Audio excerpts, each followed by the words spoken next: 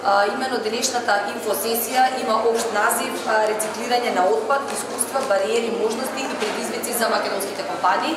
Идејата е во две панел дискусии да разговараме прво за воопшто за рециклирањето на посебните типови на отпад за кои што сега постои законска регулатива, како тој се регулира, кои се бариерите за уште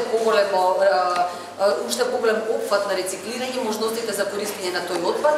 И вториот панел се однесува конкретно за отпадот од текстил, како истиот може да се користи, што е тоа што треба да се направи согласно законската регулатива, да може негово непречено користење, да се надминат одредени царински бариери со кои што се соочува користењето на текстилот и трошоците во однос на царинските трошоци за овој текстил. Така да, она што од денешната инфосесија ќе произлезе, ќе бидат одредени заклучоци, иницијативи, за кои што повеќе би дала збор на господата Славјанка Печиновска, која што е експерт домашен експерт на проектот или на инфосесијата која што организираме на темата отпад. Со нас е тука и представник на Министерството за животна средина, амбасадорот на Кралството Холандија и експертот од Холандија кој што ќе зборува за можностите за користење на отпадот од текстил пред. Ја модерирам и да учествувам да фацилитирам оваа дискусија, бидејќи верувам и убедена сум дека само заедно ќе може да го намалиме делот на отпад што оди на депонии, а се повеќе отпад да се реупотребува или рециклира и да се користи како гориво. Двете панелни дискусии што ги спомна Даниела водат кон една цел: како подобро да се управува со фракциите на отпад. Во првиот дел имаме фантастични експерти, што не значи дека во вториот ги немаме, напротив.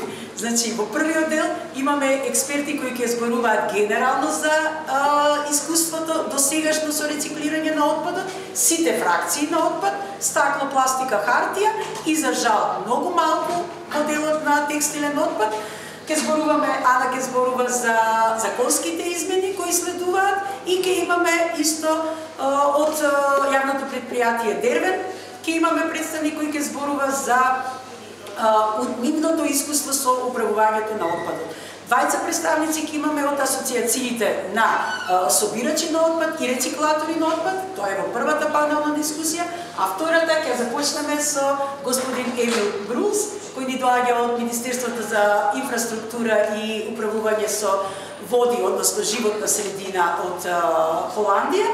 Тој ќе зборува за искуствата во Европска унија и посебно искуството во управување со отпад од текстил во Холандија и моделите кои ги има таму. Потоа професор Анка Трајковска ќе зборува за светски искуства во искористување на овој отпад од текстил и имаме исто интересни позитивни примери, ќе присуствувате, ќе видите, и во Македонија фирмата Конфи Ангел од Прилеп ќе зборува за првите почетоци на реупотребата на овој текстилен отпад.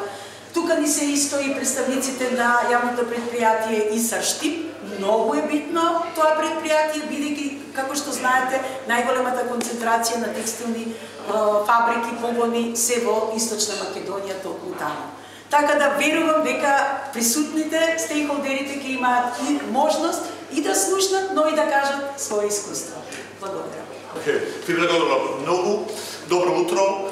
I'm very happy to be here, and especially happy since we were also part as the Dutch Embassy 2 years ago in a similar event. Многу сум среќен што сум на една ваква конференција и тоа и само сакам да кажам дека и пред 2 години бев исто на други вакви конференции што се одржаа за рециклирање на отпад, на текстилен отпад и неупотреблив текстилен отпад.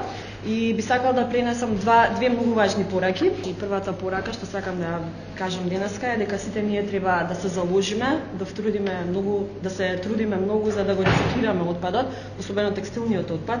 А втората работа што сакам да ја кажам е дека сите заинтересирани страни, владата заедно со економските предпријатија исто треба значи да се потрудат да го рециклираат отпадот, затоа што тоа е многу важен ресурс кој може понатаму да се искористи.